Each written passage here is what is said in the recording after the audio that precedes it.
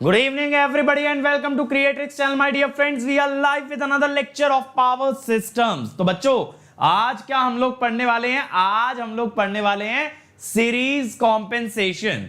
तो कल आपको शंट कॉम्पेंसेशन समझा दिया था बढ़िया तरीके से. शंट कैपेसिटर, शंट इंडक्टर, दोनों चीजें बेहतरीन तरीके से हमने कवर कर ली थी. और बेटा आज हम लोग मचाने वाले हैं एकदम सीरीज कॉम्पेंसेशन में. बढ़िया कॉन्सेप्ट सीखने वाले हैं, फुल डिटेल कवर करने वाले हैं, मजा आने वाला, लिटरली आप लोग एंजॉय करने वाले हो. That is a guarantee, that is a guarantee that my dear students are going to enjoy, are going to learn, are going to have fun in this topic. तो बेटा सबसे पहले बता दो, are you guys ready? Are you guys ready for this lecture? सब लोग तैयार हैं कि नहीं है? सब लोग तैयार हैं या नहीं है? सबको इंतजार है या नहीं है इस टॉपिक का? और अगर है मेरे बच्चों, अगर है तो सबसे पहले लाइक बटन दबा देना, क्योंकि that is a way to mark your attendance. और बेटा शेयर करने में घबराना नहीं है, शेयरिंग इज केयरिंग. अगर आप शेयर करते हो तो आप हमारी आवाज को, आप हमारे रेवोल्यूशन को इंडिया के कोने कोने तक लेकर के जाते हो. और बेटा इस रेवोल्यूशन के सोल्जर सिर्फ और सिर्फ आप हो. और ये रेवोल्यूशन तभी बढ़ेगा जब इसके सोल्जर्स पूरी जान लगा देंगे. तो शेयर करने में घबराना नहीं है, शेयर इतना कर देना है कि लोग परेशान हो जाएं. टेलीग्राम, व्हाट्सएप, इंस्टाग्राम, फेसबुक, बेटा हर जगह शेयर करना है, हर जगह शेयर करना है. खासकर कॉलेज वाले बच्चे स्पेशली शेयर करें अपने ग्रुप्स के अंदर. So now my dear friends, let's get started. So let me start with my introduction. My name is Ankit Goyal. I got IR1 twice in GATE in 2018 and 2014. I was awarded the President of India Gold Medal in the year 2013 when I graduated from IIT Indore. Till date, I have trained more than 1 lakh students in the online and the offline classes, and guys, presently working as a director at an academy for GATE department. But मेरे बच्चों, इस series का objective क्या है? इस पूरे channel का objective क्या है? सीरीज के ऑब्जेक्टिव पे तो बात करते हैं, लेकिन बेटा बात है चैनल के ऑब्जेक्टिव की. चैनल का ऑब्जेक्टिव एक पूरा रेवोल्यूशन लेकर के आ जाना. किसके अंदर? गेट और ESE के अंदर, जहां देश का बच्चा बच्चा ये सपना देख पाए कि यार मुझे रैंक लानी है और मैं आज के टाइम में अकेला नहीं हूं, मैं बेसहारा नहीं हूं. मेरी मदद करने के लिए ये चैनल आपके लिए खड़ा है. बेटा ये चैनल आपके लिए खड़ा है. तो जितने भी बच्चे होप लूज कर जाते हैं ना, just because they can't afford coaching, तो बेटा उनको उम्मीद देने का काम करता है ये चैनल. ठीक है, it is a ray of hope in the darkness, in the darkness of hopelessness. ठीक है, तो ये चैनल इतना बड़ा रेवोल्यूशन लेकर के आ रहा है. अब देखो यार, अगर आपको पसंद है जो मैं पढ़ाता हूं, जो चीजें मैं डील करता हूं, और मेरे और लेक्चर्स आप देखना चाहते हो, तो इस लिंक पे जरूर जाना बेटा, tinyurl.com/ankit.ese. इस लिंक पे बेटा आपको मेरी सारी स्पेशल क्लास मिलेंगी जो मैंने अब तक ली है, आगे लेने वाला हूं या आगे लेने वाला हूं बेटा. और जो आगे लेने वाला हूं बच्चों, वो कहां मिलता है? वो मिलता है सर अपकमिंग स्पेशल क्लासेस में. इसमें बेटा अभी मैं चला रहा हूं UPPSC AE के लिए नेटवर्क एंड सिस्टम की सीरीज. डेली 25 क्वेश्चन हम लोग लगा रहे हैं, डेली 25 क्वेश्चन, और आप उस सीरीज का हिस्सा बन सकते हो. लिंक मिलेगा अपकमिंग स्पेशल क्लासेस में.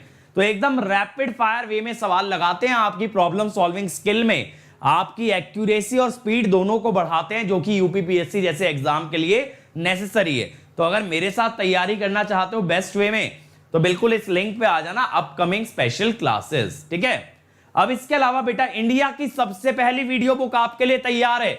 इंडिया की सबसे पहली वीडियो बुक bit.ly/gatelive.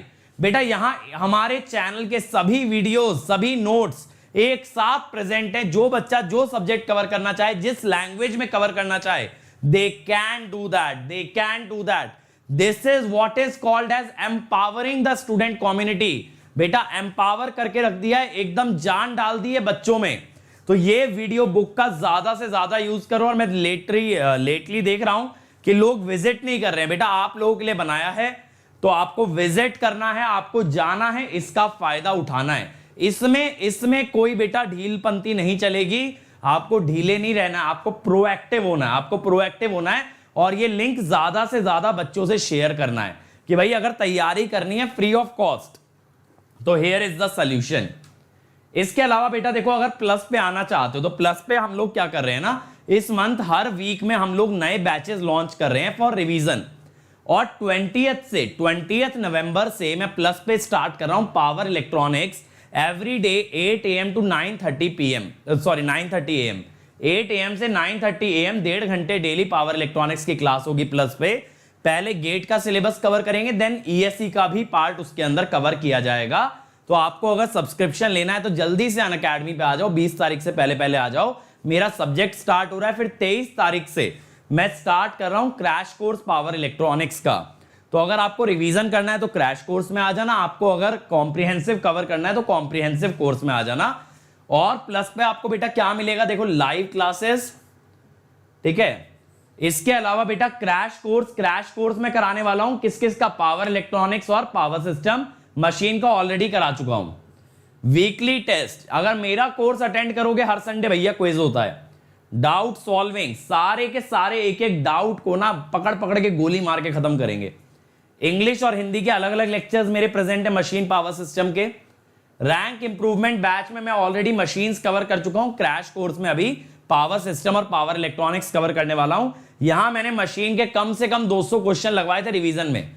तो बेटा अगर इसका फायदा उठाना है तो प्लस पे आ जाओ, जल्दी से आ जाओ, ठीक है।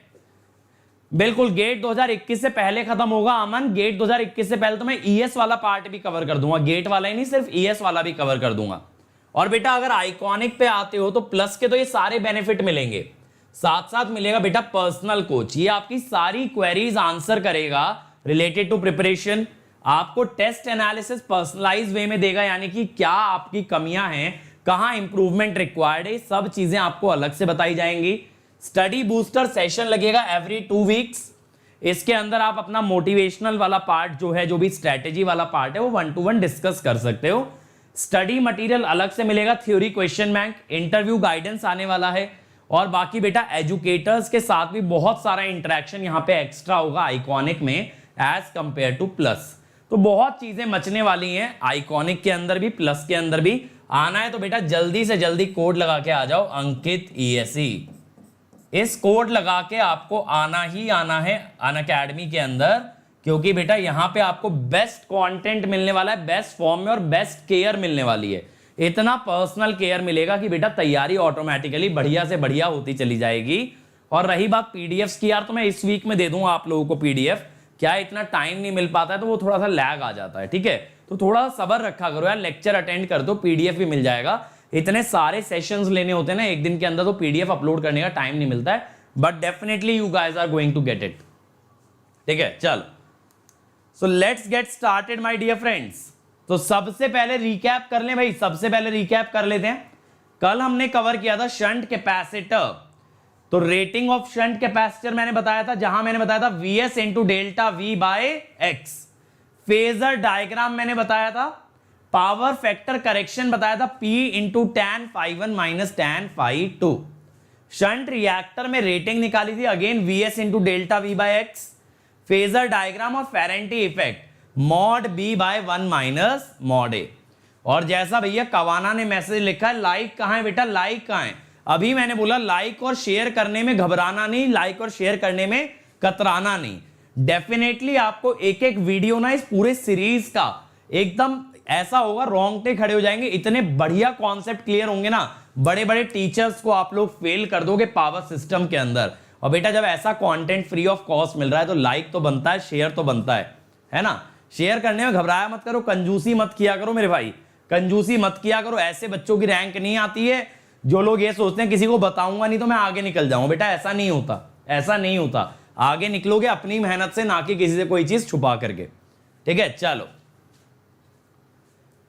तो यार देखो सीरीज कैपेसिटर पे आ रहे हैं। सीरीज कैपेसिटर क्या करता है, ये अंडर वोल्टेज और ओवर वोल्टेज दोनों को रेमेडी करता है, दोनों को बेटा रेक्टिफाई करता है, under voltage as well as over voltage.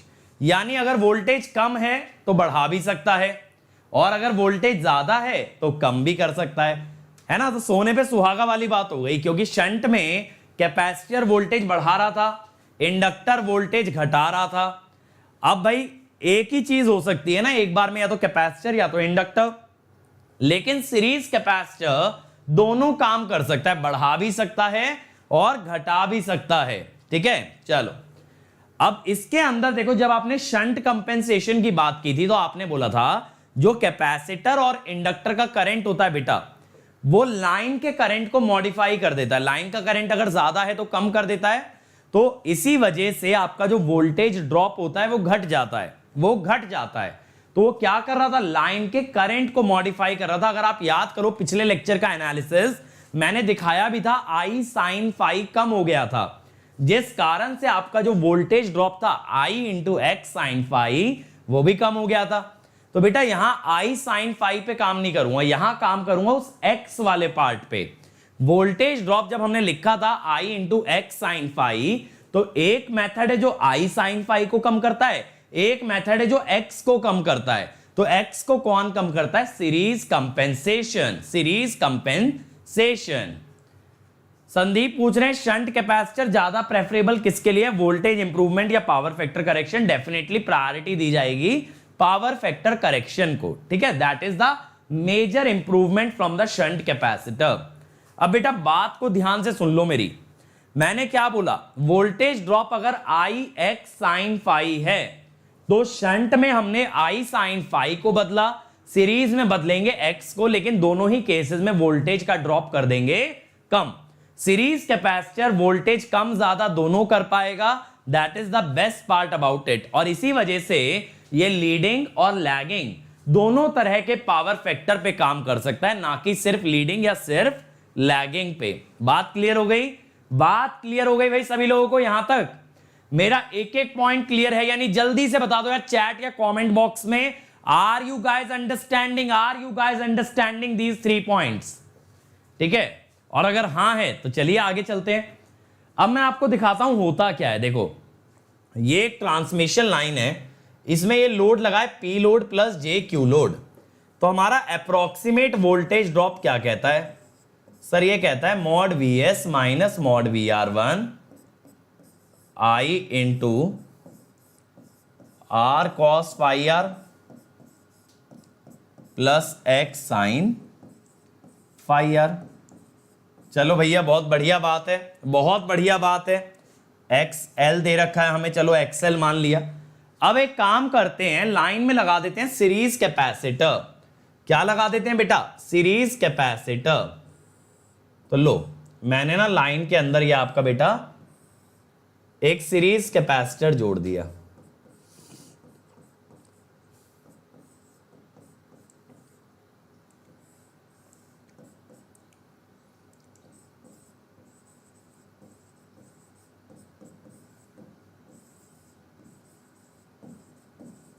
ठीक है,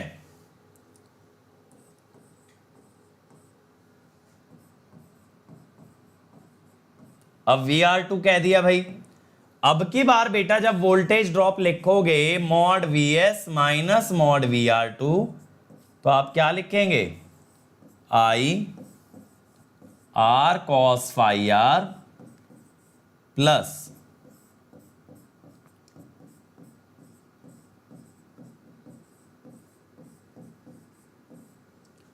XL minus XC sine phi R।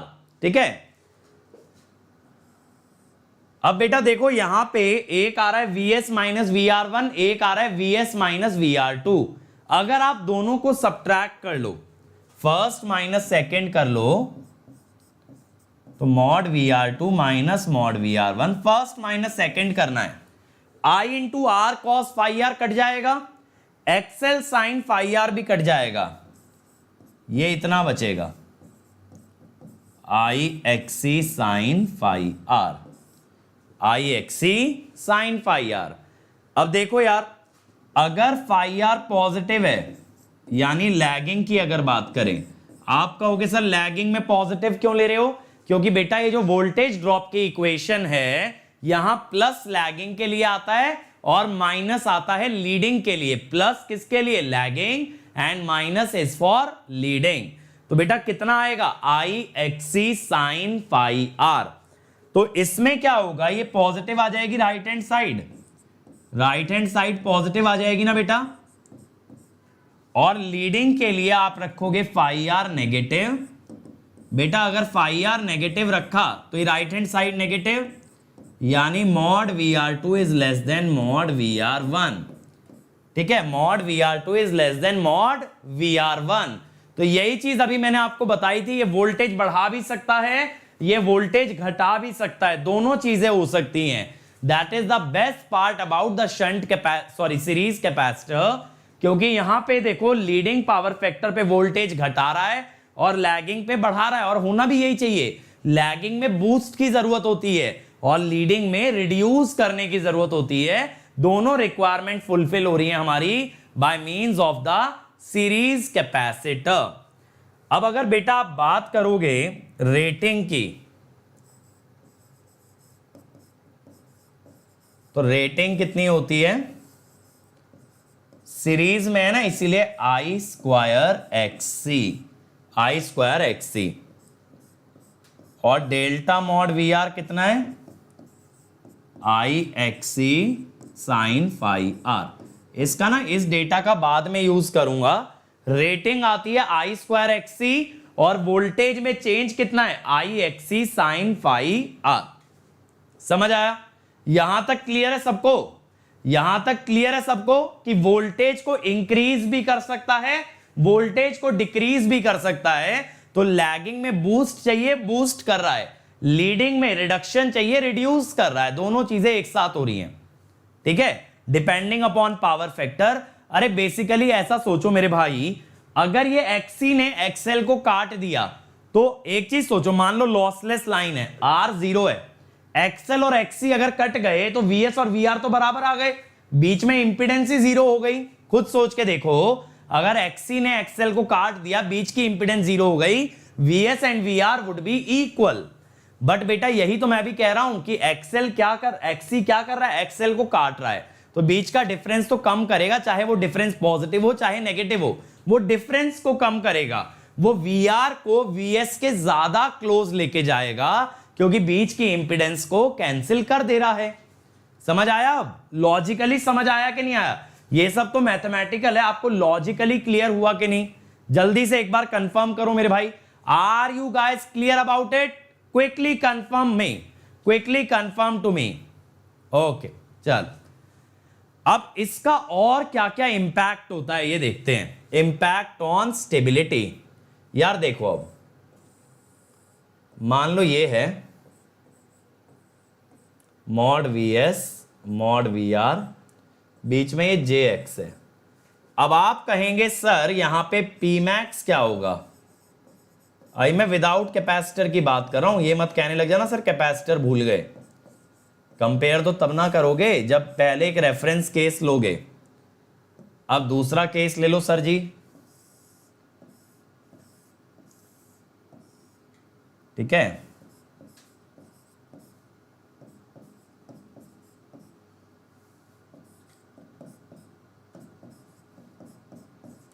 अब यहां पे सर कितना आएगा Pmax? यहां पे आएगा बेटा mod VS mod VR by X minus XC। ये पिछले वाले से ज्यादा ही है। अब देखो, जब Pmax बढ़ता है तो स्टेबिलिटी बढ़ती है। क्या होता है ना, Pmax is called as steady state stability limit.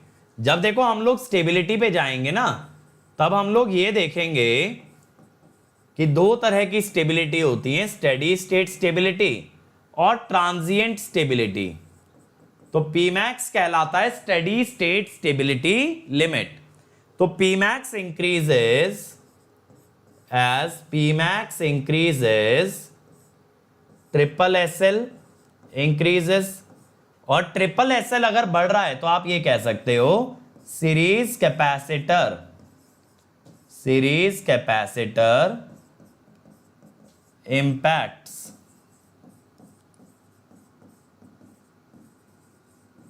Angular stability.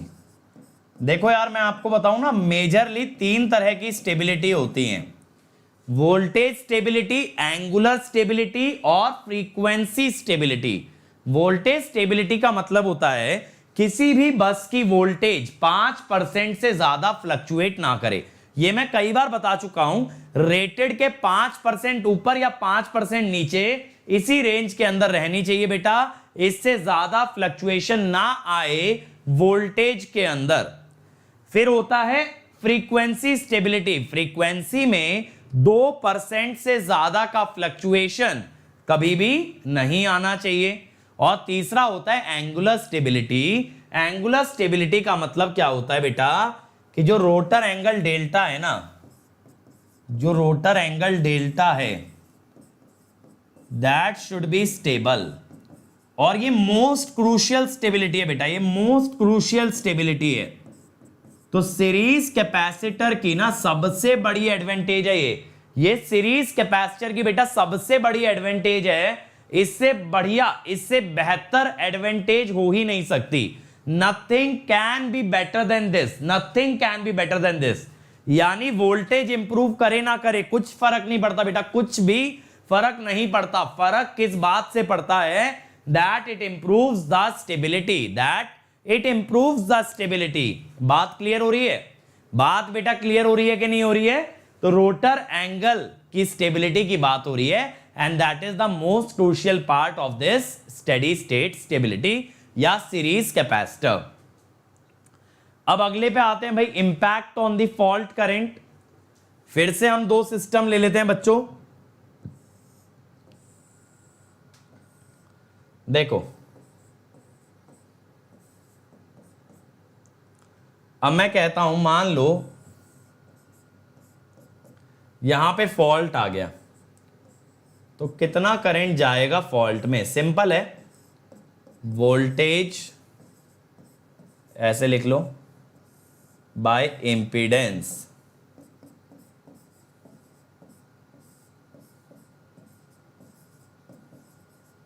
ये जाएगा ना। और मेरे बच्चों अगर हम यहां पे क्या लगा दें,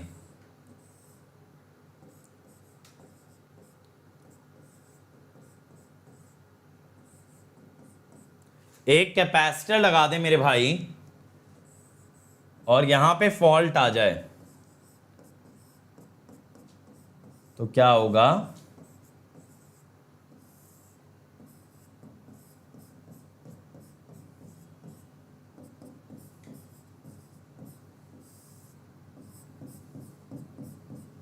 ये हो गया,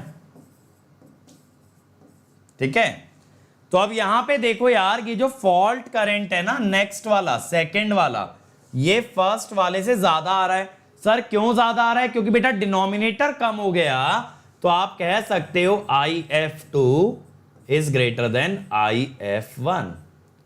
अब भैया ये हो गई समस्या, ये एडवांटेज नहीं हुआ मेरे भाई, ये क्या हो गया? डिसएडवांटेज। ये क्या हो गया? डिसएडवांटेज। फॉल्ट करंट भी बढ़ गया। स्टेबिलिटी का बढ़ना एक बहुत बड़ा एडवांटेज था इन case of series capacitor, but ये फॉल्ट करंट का बढ़ना एक बहुत बड़ा डिसएडवांटेज है for the case of series capacitor. ठीक है। अब इससे क्या होता है, देखो जो आपके प्रोटेक्शन इक्विपमेंट होते हैं, रिलेज और सर्किट ब्रेकर, ये किससे डिजाइन होते हैं? फॉल्ट करंट से। अगर बेटा फॉल्ट करंट ज्यादा आएगा तो प्रोटेक्शन इक्विपमेंट की रेटिंग ज्यादा होगी। ठीक है, क्योंकि एक सिंपल सी बात है, सर्किट ब्रेकर को ओपन होना है। अब आपका करंट ज्यादा आ रहा है तो ज्यादा करंट पे इसे ओपन होना है। ज्यादा करंट पे बेटा ओपन होगा ना तो ज्यादा भयंकर आर्क बनेगी, इसके अंदर ज्यादा खतरनाक आर्क बनेगी, और बेटा उस आर्क को खत्म करना भी उतना ही ज्यादा डिफिकल्ट पड़ेगा जितने ज्यादा करंट की वो आर्क बनती है। इसीलिए मेरे बच्चों क्या करना पड़ेगा? प्रोटेक्शन इक्विपमेंट की रेटिंग बढ़ानी पड़ेगी। रेटिंग अगर बढ़ाओगे तो कॉस्ट भी बढ़ेगी। भाई ज्यादा रेटिंग वाला इक्विपमेंट खरीदोगे ज्यादा कॉस्ट पड़ेगी। जैसे ज्यादा सीसी वाली बाइक महंगी आती है ना, कम सीसी वाली सस्ती आती है, सेम चीज है, रेटिंग ज्यादा तो कॉस्टिंग ज्यादा। ठीक है, तो यहां पे हम क्या कह सकते हैं? Cost also increases. ठीक है। अब यार देखो क्या होता है, सीरीज कैपेसिटर, ठीक है, सीरीज कैपेसिटर जो होता है या सीरीज की कोई भी डिवाइस होती है, उनकी करंट रेटिंग बहुत हाई होती है। चाहे आप मशीन में देख लो, सीरीज कनेक्टेड वाइंडिंग के करंट बहुत हाई होता है बट उसकी वोल्टेज कम होती है, current is very very high, current is very very high. लेकिन अब जब फॉल्ट करंट आ गया तो इसका वोल्टेज भी हाई हो गया, I इंटू एक्स। खुद सोचो ना, इसका वोल्टेज क्या है, I इंटू एक्स, वोल्टेज ज्यादा हो गया।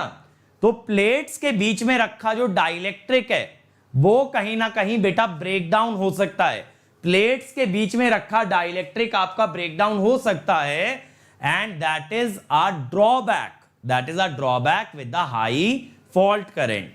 तो हमेशा याद रखना, शंट वाले इक्विपमेंट्स की वोल्टेज रेटिंग हाई होती है, सीरीज वाले इक्विपमेंट्स की करंट रेटिंग हाई होती है। लेकिन फॉल्ट करंट इतना ज्यादा है कि सीरीज कैपेसिटर के अक्रॉस वोल्टेज बहुत ज्यादा बन रहा है। अब ये हाई वोल्टेज उसके डाइलेक्ट्रिक को बेटा ब्रेक डाउन कर सकता है, and that is a danger in case of series capacitor. ठीक है, अब इसीलिए क्या करते हैं बच्चों, सीरीज कैपेसिटर के अक्रॉस एक स्फीयर गैप लगा देते हैं। अब सर ये स्फीयर गैप क्या होता है बेटा, दो स्फीयर्स होते हैं, दो स्फीयर्स हैं, जैसे ये मान लो ये दो स्फीयर्स हैं, ठीक है, इनके बीच में गैप है। अब क्या होगा, जब हाई वोल्टेज आएगी ना तो ये बीच की जो एयर है ये आयनाइज हो जाएगी, कोरोना टाइप से ये आयनाइज हो जाएगी, ये दो स्फीयर्स के बीच में करंट जाने लगेगा। अगर बेटा ये दो स्फीयर के बीच में करंट जाने लगा तो आपका कैपेसिटर क्या हो जाएगा, शॉर्ट। तो कैपेसिटर बच गया ना, कैपेसिटर जैसे ही शॉर्ट हुआ वोल्टेज जीरो हो गई, तो हमने कैपेसिटर को हाई वोल्टेज से प्रोटेक्ट कर लिया, समझ गए। Capacitor is protected against high voltage by connecting a sphere gap, by connecting a sphere gap across a capacitor. तो ये स्फीयर गैप का ना मीनिंग याद रखना, two sphere separated by a distance. In case of high voltage, the air between them ionizes, and when the air ionizes, it starts to conduct. ठीक है, thereby short circuiting the capacitor. Circuit breaker के एक concept में और आएगा ये sphere gap, but अभी के लिए स्फीयर गैप आप सीरीज कैपेसिटर में याद रखें। ठीक है, चलो, is this clear? Why the other plate of capacitor is shown curved? Shanu क्या होता है ना, देखो दो तरह के कैपेसिटर होते हैं बेटा, सिरेमिक और इलेक्ट्रोलिटिक। तो क्या होता है ना, सिरेमिक कैपेसिटर की दोनों प्लेट्स आइडेंटिकल होती हैं, यानी वहां पॉजिटिव नेगेटिव प्री डिफाइन करने की जरूरत नहीं है। लेकिन इलेक्ट्रोलिटिक कैपेसिटर के अंदर आपका पॉजिटिव और नेगेटिव प्री डिफाइंड होता है। तो ये जो कर्व्ड प्लेट है, this shows the negative plate of the capacitor. तो मेरी आदत ऐसी ही है बनाने की, बहुत सारे लोग स्ट्रेट लाइंस खींच देते हैं, यानी वहां पॉजिटिव नेगेटिव किसी पे भी लगा सकते हो। ठीक है, तो डिपेंड करता है कौन सा कैपेसिटर लेके चल रहे हो। चलो, अब आते हैं भाई सब सिंक्रोनस रेजोनेंस। इसको बहुत ध्यान से समझना बेटा, ये अच्छे से एक्सप्लेन्ड आपको कहीं भी नहीं मिलेगा। ये अगला ड्रॉबैक है आपका सीरीज कैपेसिटर का, अगला ड्रॉबैक है। इसमें क्या होता है बेटा, एक जनरेटर में दो पार्ट्स हैं, जनरेटर में दो पार्ट्स हैं। Disadvantages of sphere gap as it will allow high current to flow through it. Krishna मेरे भाई एक चीज सोचना, अगर ये सीरीज कैपेसिटर शॉर्ट हो गया तो ये करंट ये बन जाएगा, करंट हाई हुआ कि लो, सोच के बताओ। अगर ये सीरीज कैपेसिटर शॉर्ट हो गया तो मुझे नहीं लगता इंपीडेंस बढ़ के करंट कम हो जाएगा। ठीक है, इंपीडेंस बढ़ के करंट तो कम हो गया ना, हाई करंट कहां हुआ, बल्कि करंट रिड्यूसेस। ठीक है, अब देखो यार, एक सिंक्रोनस जनरेटर के अंदर दो पार्ट्स होते हैं, एक मैकेनिकल और एक इलेक्ट्रिकल। ये आप सब लोग बहुत अच्छे से जानते हो। जो उसका शाफ्ट है, जो उसका रोटर है, वो सारा मैकेनिकल पार्ट है, और जो वाइंडिंग्स वाला पार्ट है that is the electrical part, that is the electrical part. अब बेटा जब आपने कैपेसिटर लगा दिया इलेक्ट्रिकल में, सीरीज कैपेसिटर, तो वहां बन गया एक एलसी सर्किट। सर कैसे हो गया एलसी?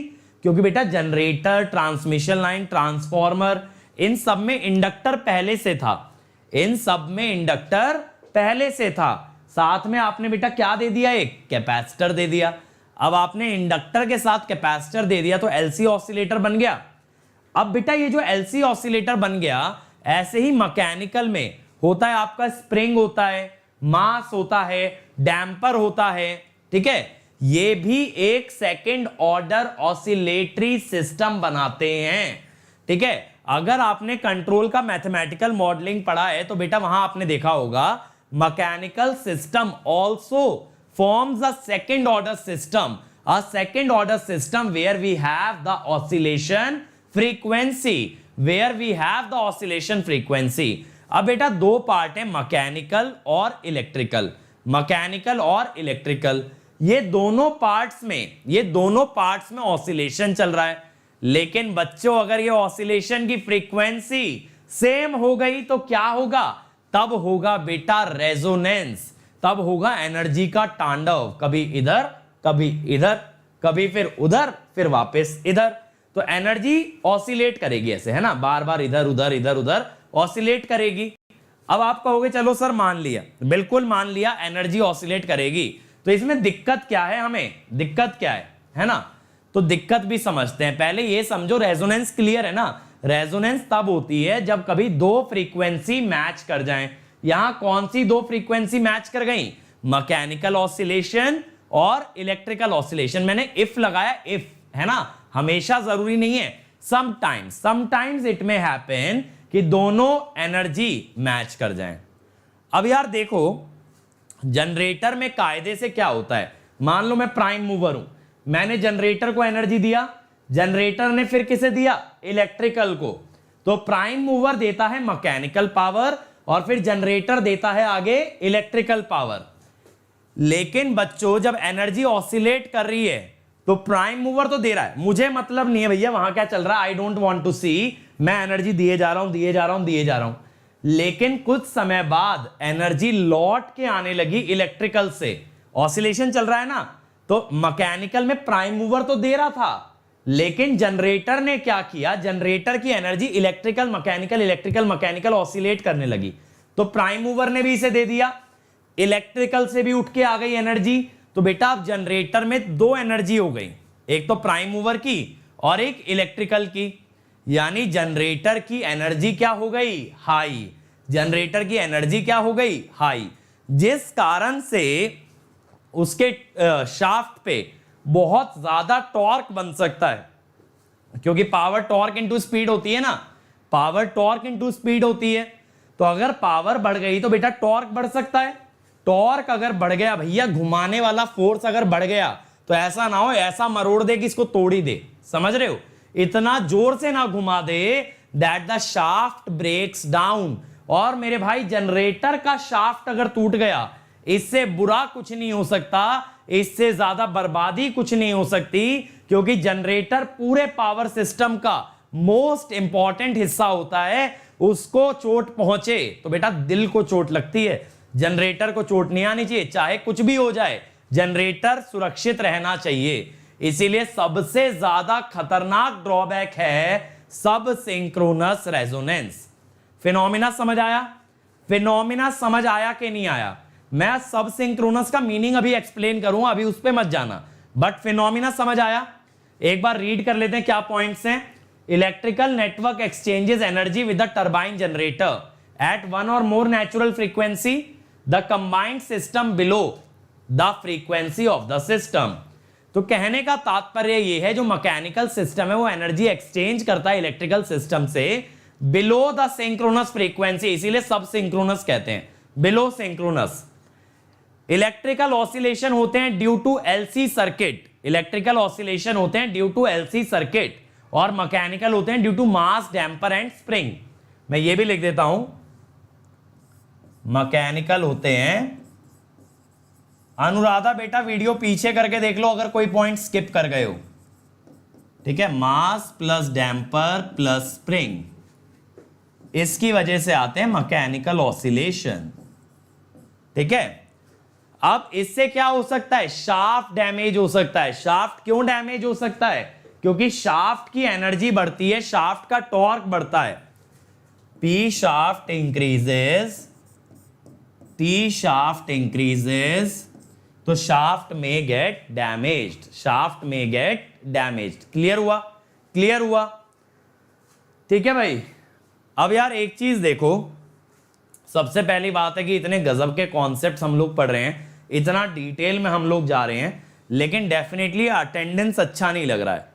और अगर ये अटेंडेंस इसी तरीके से डाई डाउन होता गया तो मे बी PSA 1 के बाद हम लोग 2 पे जाना ना पसंद करें, ठीक है, क्योंकि यार पावर सिस्टम एक लंबी जर्नी है। अभी 27वां लेक्चर है, कम से कम इसमें 100 से ज्यादा लेक्चर बनने वाले हैं, और 100 से ज्यादा लेक्चर बनाने का पेशेंस, बनाने की हिम्मत तब आती है जब अटेंडेंस होती है।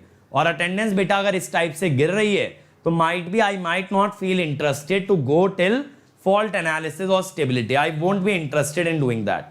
अब आप लोग कहते हो सर हम शेयर करते हैं, बेटा मैंने अपनी कोई वीडियो शेयर होते हुए जहां आपने मुझे टैग किया हो, मैंने तो नहीं देखा कभी। आप लोग इंस्टाग्राम पे शेयर करो, फेसबुक पे शेयर करो, मुझे टैग करो, I would also know that you guys are sharing. तो आप लोगों को क्या लगता है यार कि सब कुछ मिलता भी रहे और कुछ मेहनत भी ना करनी पड़े, तो आप लोग अपने सोशल मीडिया का यूज क्यों नहीं करते? मतलब social media is so powerful, और अगर आप लोग लॉयल हो, तो you have to share it and tag me there, tag me on Facebook, tag me on Instagram and share as much as possible. क्योंकि बेटा देखो, हम ये काम ना एक विजन के साथ, एक सपने के साथ कर रहे हैं, और वो सपना तभी पूरा होता है जब ज्यादा से ज्यादा बच्चा लेक्चर में आके बैठे। अब मैं आपको बताऊं, मेरी प्लस की क्लास में इससे ज्यादा बच्चा बैठता है, तो फिर भाई जहां पेमेंट दे के बच्चा ज्यादा आ रहा है, वो फ्री क्लासेस का ऑब्जेक्टिव तो डिफीट हो गया ना बेटा, फ्री क्लासेस का ऑब्जेक्टिव डिफीट हो गया। फ्री में बल्कि ज्यादा भीड़ होनी चाहिए हमेशा पेड से, लेकिन पेड में अगर ज्यादा भीड़ है फ्री से, यानी paid content is more successful और it is a better model than the free content. और मैं आपको शुरू से एक ही चीज बोलता आ रहा हूं बेटा, फ्री एजुकेशन से लोगों का भरोसा मत उठाओ, ठीक है, फ्री एजुकेशन से लोगों का भरोसा मत उठाओ। अगर आप ज्यादा नंबर्स में आओगे तभी फ्री एजुकेशन सक्सेसफुल है। कवाना मुझे बेटा इंस्टाग्राम पे फॉलो कर सकते हो, कोई दिक्कत नहीं है, SSG IIT सिंपल है, ठीक है, SSG IIT है फेसबुक इंस्टाग्राम पे, वहां पे शेयर कर, वहां पे आप मुझे टैग कर सकते हो, मुझे फॉलो कर सकते हो। चलो अब देखो फ्रीक्वेंसी की बात करते हैं, फ्रीक्वेंसी की बात करते हैं। या तो अगर देखो IPL की बात है बेटा, तो फिर IPL पे तो मैं भी छुट्टी दे देता हूं, मैं भी आराम से बैठ के अपने टीवी पे मैच देखूंगा, सोचने वाली बात है ना, मैं भी तो सब चीजें छोड़ छाड़ के पढ़ा ही रहा हूं ना। देखो ये जनरेटर है, ये ट्रांसफॉर्मर है, ये लाइन है, और बेटा यहां पे लाइन के अंदर एक ना कैपेसिटर भी दिखा देते हैं। अब मैं क्या कहता हूं कि फ्रीक्वेंसी ऑफ ऑसिलेशन क्या होगा, देखते जाना, 1/2π √LC, ठीक है, 1/2π √LC,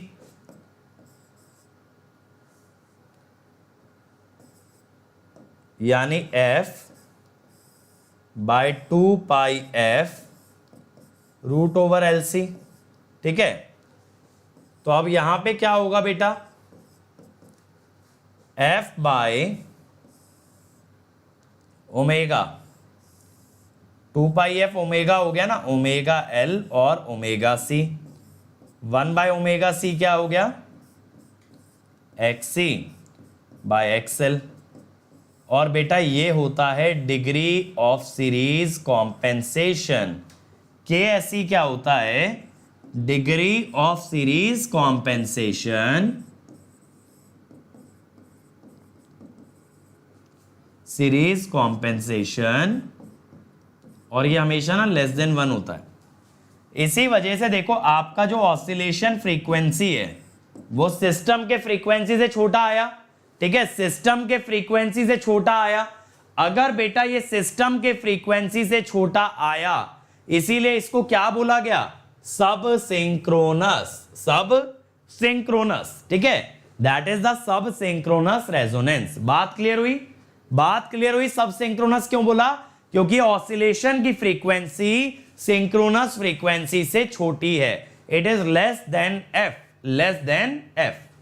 चलो अब रेटिंग ऑफ कंपेंसेटर पे आते हैं। देखो तो मैं ना यहां पे क्या करना चाहता हूं बच्चों, मैं यहां पे पता करना चाहता हूं shunt versus series capacitor. Shunt और सीरीज का ना कंपैरिजन करना चाहते हैं, शंट और सीरीज का कंपैरिजन करना चाहते हैं। तो बेटा देखो क्या होता है, डेल्टा वी क्या था यहां पे, या ऐसा कर लो, हमने ये निकाला था QSH इज VS डेल्टा V बाय X। ये हमने पिछले वीडियो के अंदर निकाला हुआ था, ठीक है, ये पिछले वीडियो में निकाला था। और आज वाले वीडियो में क्या निकाला है, IXC साइन फाई आर। अब अगर बेटा आप यहां पे I दोनों तरफ मल्टीप्लाई कर दें तो ये हो गया I स्क्वायर XC। अब मैंने आपको बताया था ना I स्क्वायर XC इसकी रेटिंग होती है, तो देखो यहां से रेटिंग कितनी आ गई। और मैंने तब आपको बोला भी था जब ये चीज बताई थी कि इसका बेटा मैं आगे यूज करने वाला हूं, मैं आगे यूज करने वाला हूं। ये आ गया ना QSE, ये आ गया QSE। अब QSE और QSH अगर आ गया तो मैं इसका रेशो ले लेता हूं, मैं इसका रेशो ले लेता हूं QSH बाय QSE। तो अगर देखो डेल्टा V सेम लेके चले, यानी कि दोनों में मैं कह रहा हूं बराबर बूस्ट मुझे चाहिए। मैंने कह दिया शंट कैपेसिटर से, ठीक है, शंट कैपेसिटर से मुझे अगर 5 kV का बूस्ट मिल रहा है तो मेरे को सीरीज कैपेसिटर से भी 5 kV का ही बूस्ट चाहिए। डेल्टा V मुझे सेम चाहिए, डेल्टा V अगर बेटा सेम चाहिए तो VS bye I,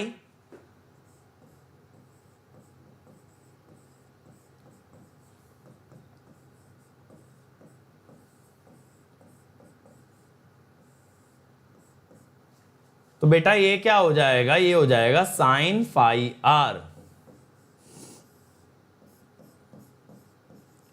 bye X P U, sine phi R by X P you.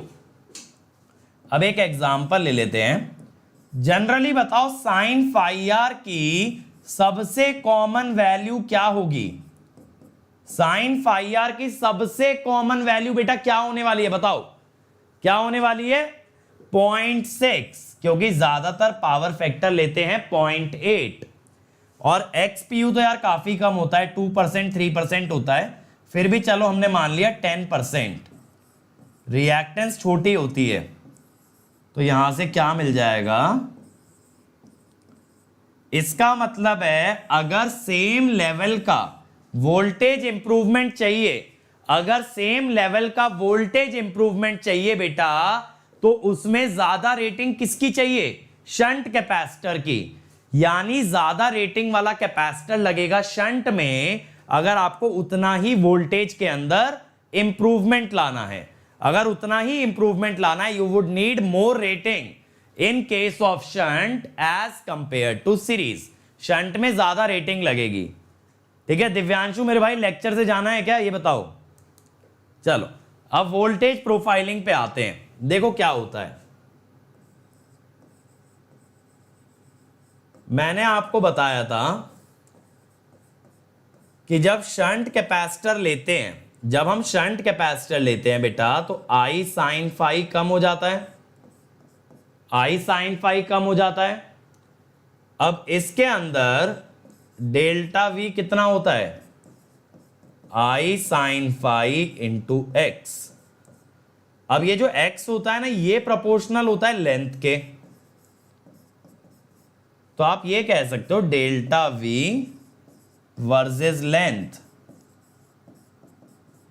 Is a linear graph, is a linear graph.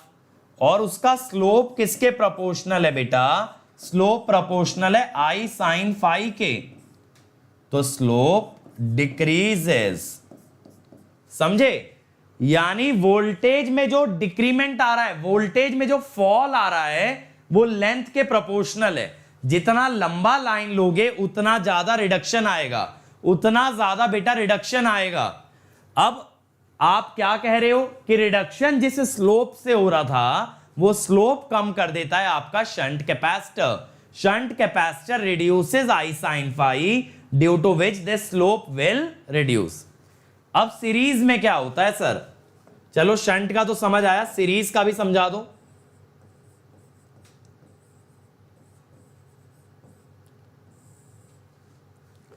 अब देखो यार, सीरीज कैपेसिटर मान लो बीच में लगा हुआ है,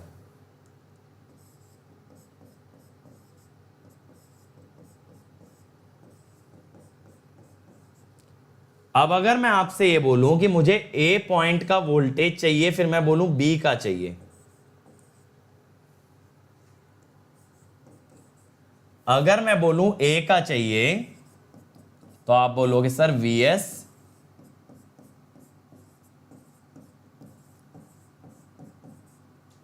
और मैं बोलूं अगर बी का चाहिए तो आपके पास XC भी आ गया ना, तो आप क्या बोलेंगे?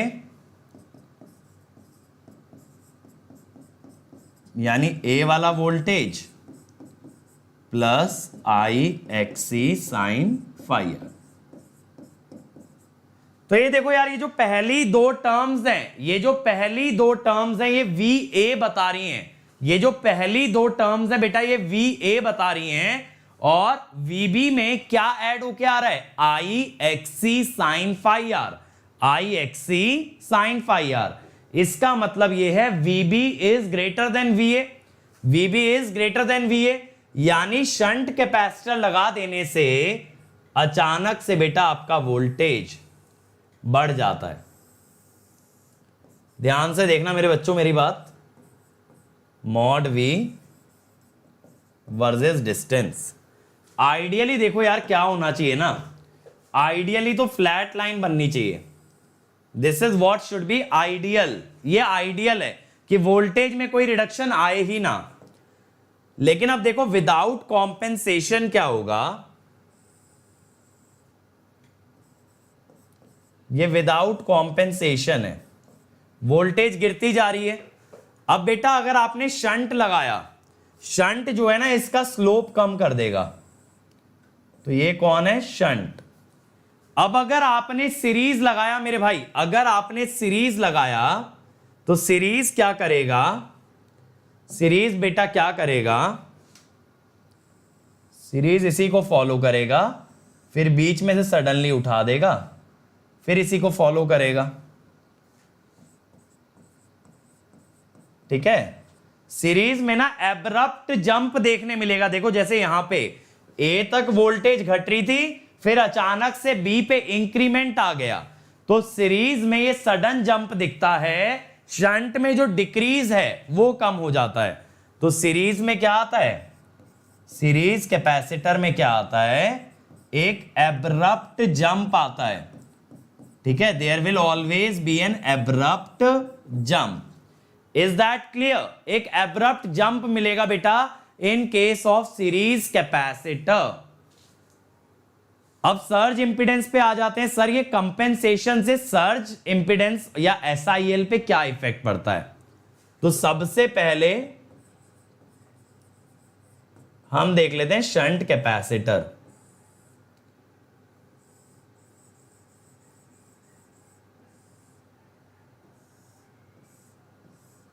देखो ये एक ट्रांसमिशन लाइन का मॉडल है जिसमें आपने कैपेसिटर ऐड कर दिया है।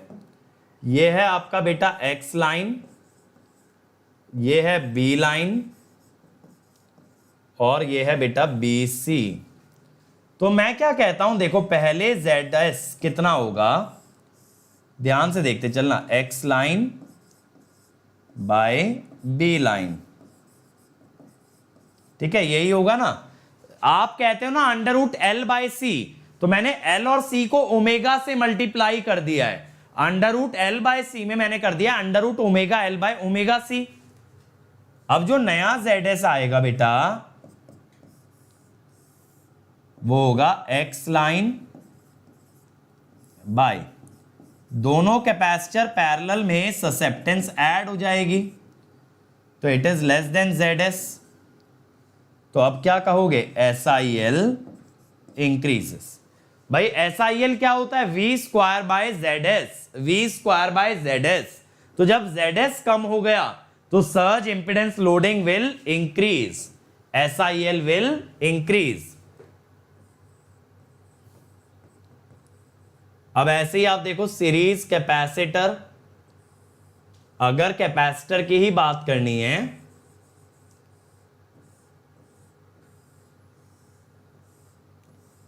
तो ये सीरीज कैपेसिटर आया, ठीक है, this is your series capacitor.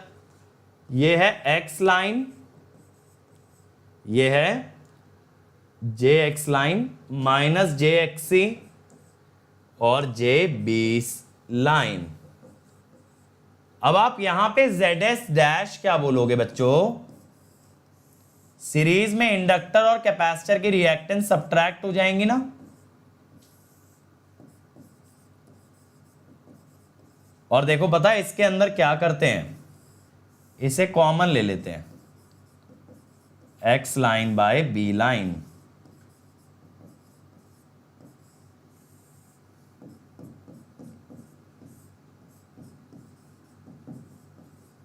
ठीक है, ये होता है 1 माइनस KSE। KSE का क्या मतलब था, degree of series compensation, degree of series compensation. Again surge impedance कम हुई है तो SIL विल इंक्रीज, दोनों केस में SIL बढ़ता है। अब ऐसे ही आप बात कर लो शंट रिएक्टर की, भाई अगला शंट रिएक्टर देख लेते हैं।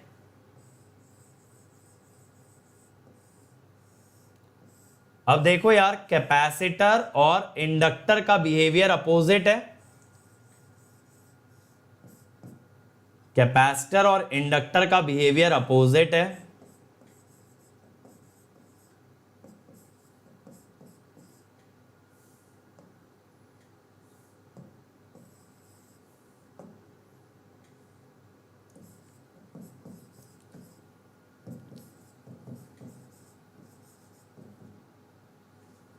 ये मैं कह देता हूं BL,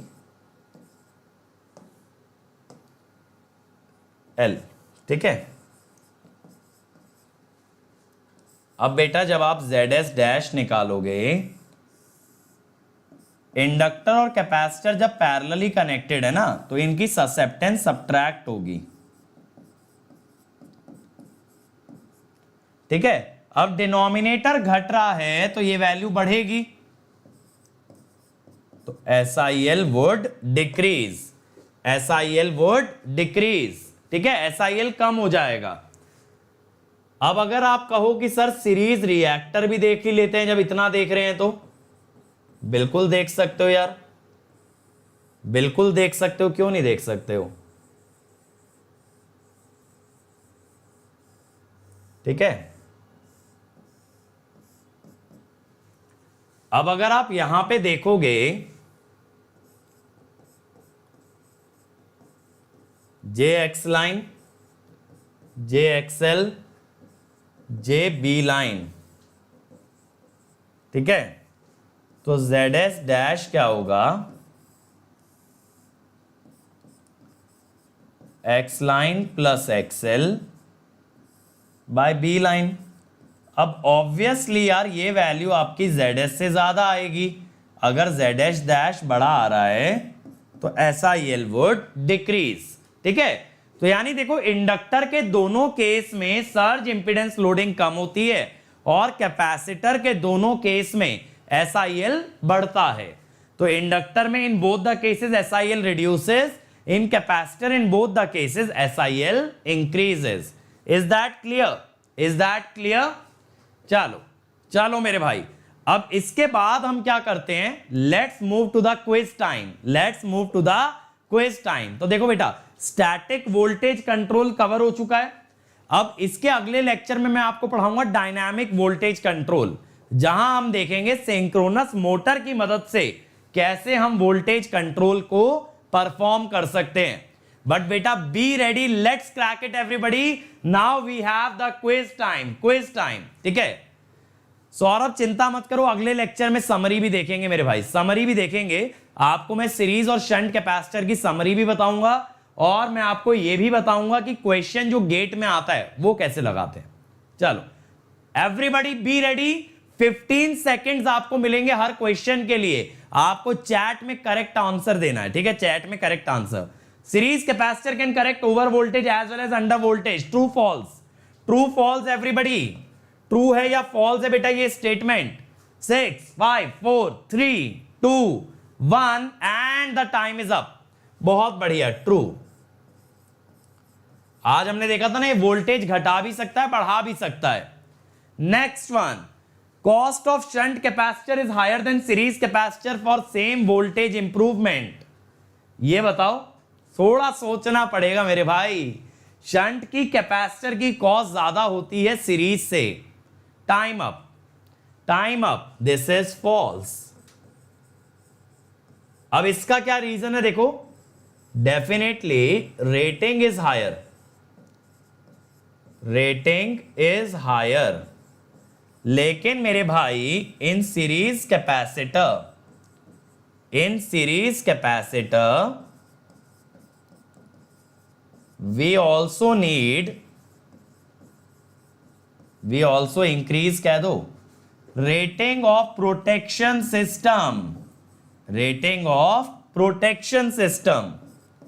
इस वजह से उसकी रेटिंग या ये कह दो उसका कॉस्ट ज्यादा होता है।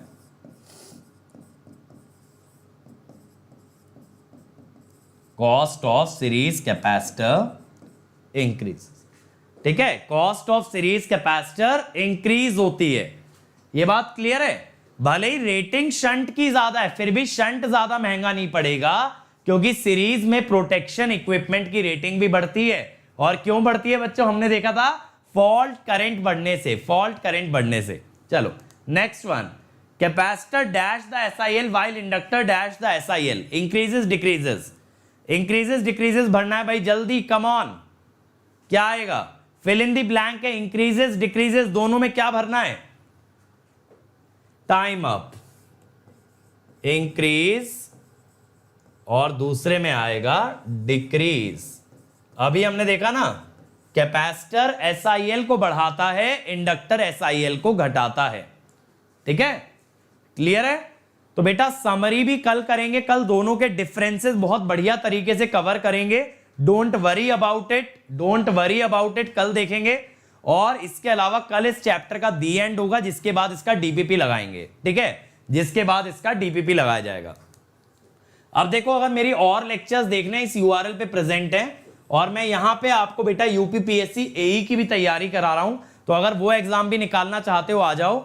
अपकमिंग स्पेशल क्लासेस में आपको सारे रेलिवेंट लिंक्स आपको मिल जाएंगे, ठीक है। चलो इसके अलावा देखो, ये जो हमारा लिंक है टीम का bit.ly/gatelive, ये है इंडिया की सबसे पहली वीडियो बुक बेटा। इस पे आपको सारे lecture along with their PDF मिलेंगे, और आपको जो सब्जेक्ट में कमजोरी लग रही है, जो सब्जेक्ट तैयार करना है बेसिक से एडवांस तक, बिल्कुल तैयार कर सकते हो एकदम नेक्स्ट लेवल पे। और देखो, अगर प्लस पे आते हो तो 1 ईयर का अगर कोड लगाओगे Ankit ESE, pricing with reduce to 27,225, 18 months 34,650, 24 months 39,600। Sir plus पे क्यों आए, आप तो यूट्यूब पे ही अवेलेबल हो। बेटा प्लस पे जो नॉलेज डिलीवर होती है ना, वो एकदम नेक्स्ट लेवल होती है, वो ज्यादा डिटेल्ड होती है, ज्यादा इजी इंटरेक्शन होता है, और वहां पे और बहुत सी फैसिलिटी मिलती है, जैसे test series, practice question, previous year question, homework question, हर संडे की क्विज, ठीक है, डाउट क्लियरिंग, क्रैश कोर्स, सब चीजें बेटा आपको मिलती हैं एक ही जगह पे, that is the benefit of plus. और आइकॉनिक पे तो और फायदा है, personal course, study material, test analysis, interview guidance, सब कुछ मिल जाती हैं। तो आइकॉनिक पे अगर आप रेफरल कोड लगाते हो अंकित ESE, 50-250 से आ जाएगा 45-225, और 2 ईयर का आ जाएगा 66-600। तो बेटा अगर बहुत तोड़ रैंक लाना चाहते हो, एकदम गर्दा उड़ाना चाहते हो ना, तो अनअकैडमी पे आ जाओ, ज्यादा इजीली वो ड्रीम अपना अचीव कर पाओगे एज कंपेयर टू यूट्यूब। अब ये मेरा देखो अनअकैडमी प्रोफाइल है, ऐप डाउनलोड करके मुझे फॉलो कर लेना, so that you get regular notification of whenever I come live. इसके अलावा ये हमारा टेलीग्राम चैनल है जहां आपको लेक्चर के पोस्टर, फाइल्स और लिंक्स तीनों चीजें आपको मिल जाती हैं। और मेरा पर्सनल टेलीग्राम चैनल है, अगर मुझसे जुड़ना है t.me/gateair1, ये मेरा पर्सनल टेलीग्राम चैनल है if you want to connect personally. ठीक है, अदर चैनल्स को सब्सक्राइब कर लो। मैकेनिकल वाला है civil, then Telugu, then SSC JE computer science, GATE question, junction, Pathshala and GS terminal.